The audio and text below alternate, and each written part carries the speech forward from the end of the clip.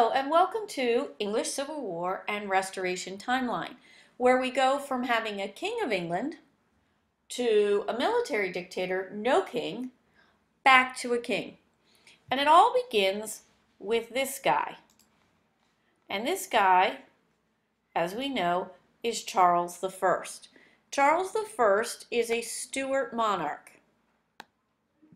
So he is part of the Stuart monarch. The Stuarts come to the throne after Elizabeth I. So he is Stuart. You have Elizabeth I dies. Remember, she's the last of the Tudors. She's the Virgin Queen. No children. Virgin Queen. So what ends up happening, remember, she executed Mary, Queen of Scots. Mary, Queen of Scots is Charles's grandmother. Charles's father was James IV of Scotland, James I of England. Remember, Scotland and England at this time are two different countries. So Charles becomes, after his father dies, Charles becomes king. After Elizabeth dies, there's a body in England that English kings have to report to, the Parliament. Elizabeth got along well with the Parliament, the Stuarts did not. So what ends up happening, Charles I, he's king, and one of the things that the Stuarts face is they're constantly in need of money. So this brings us to his need of money. England is at war with France and Spain. Parliament wants to they don't want to give the king money. They only want to give the king money in exchange for something. So they sign the petition of right. They want him to sign this petition of right. It's kind of like when you borrow money, you tell your parents, all right, I'll tell you what, if you give me this money now, I'll clean the garage on Saturday. You never clean the garage, because I got a teenage daughter, so you don't clean the garage. They've got the money. The next time you ask for money, they're going to be really ticked and not give it. Charles is really desperate. He says, fine, I will sign your petition of right. I will limit my power. No king willingly limits their power. Charles agrees to the petition of right, and what he does, as soon as he gets the money, he immediately ignores the petition of right, because one of the things that the petition of right requires is Charles to call Parliament. He doesn't do that. So what ends up happening, so this petition of right, as we said, it took not a lot of the king's power away. It just said, Charles I, you can't throw anybody in jail. If you're going to, you have to have a reason. Just because they're bothering you. We also are not going to house your military, quartering. We have that in our own Bill of Rights today. They're just like, you cannot force us to house your soldiers in our homes. And no new taxes without Parliament's consent. So Charles agrees. He says, yes, I'll do all that. Plus, one other condition is the frequent calling of Parliament. Make sure you annotate that he has to call Parliament. What he does, he signs it, agrees to these conditions, gets the money for 12 years. He refuses to call Parliament. His goal is to get through his reign without calling Parliament. So for 12 years, these leaders are getting taxed. These are your nobles. They are getting taxed. He's finding old laws to tax them. They're furious because they're getting no say. He's not obeying. Also, you also have a religion question here, because you have to remember Charles, well, he is part of the Anglican Church, remember, combined Protestant and Catholic. He has a group of Puritans who want to get rid of the Catholic influence. Charles's wife is Catholic, and he's trying to move the church more Catholic. So you have religious reasons, and you have this political and economic reason. So he refuses to call Parliament for 12 years.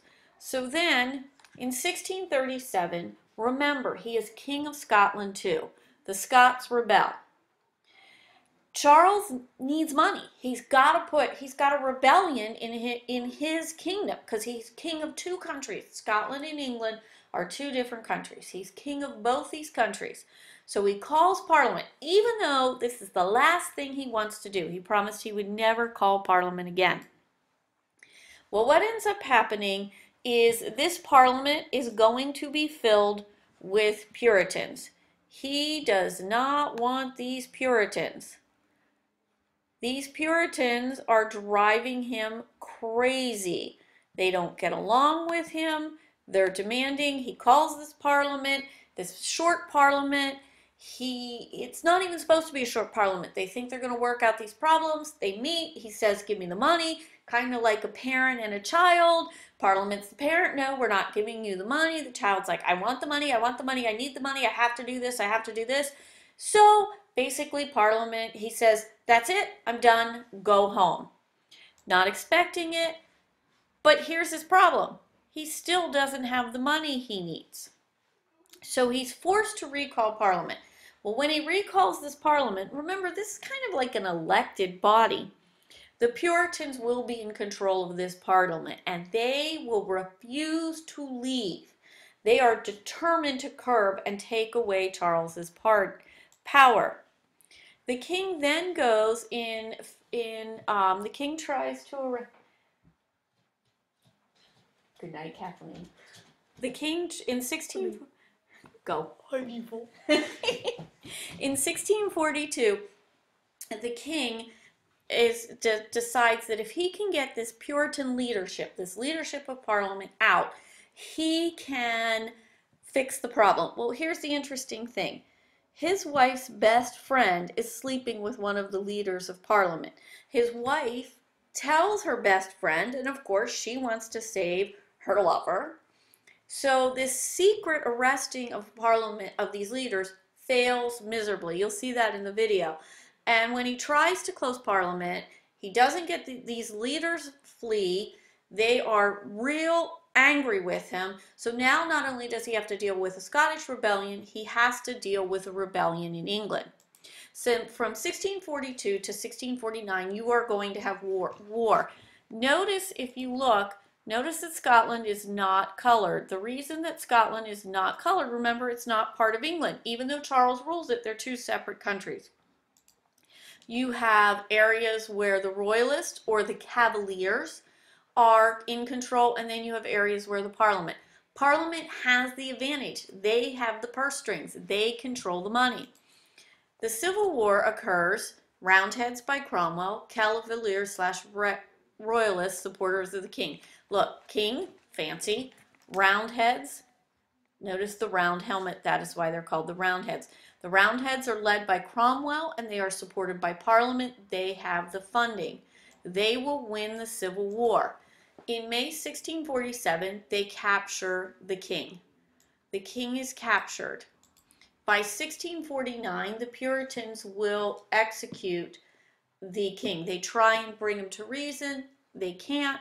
Cromwell's in power. He says, we're done. They put the king on trial, and they execute the king. In 1649, Cromwell becomes Lord Protector. Remember, he cannot be a monarch. He does not have royal blood. So in 1649, he is the Lord Protector. He is a military dictator. If you notice the outfit, look at the outfit. It's very militaristic. You've got the armor. He is a military dictator. He's not ruling as a democratic leader. He's not elected. He's a Puritan. He puts things like Puritans don't believe in Christmas. You're not selling Christmas. He closes the theaters.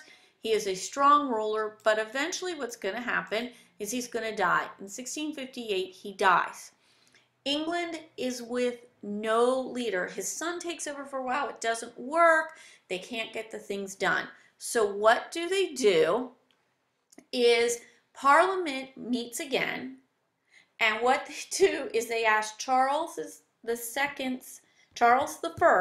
who was executed. His son had fled to France.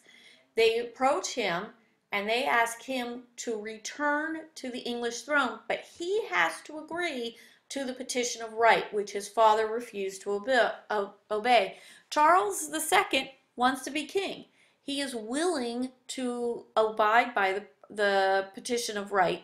We're going to see a little bit later that this doesn't happen, and this period is called the Restoration.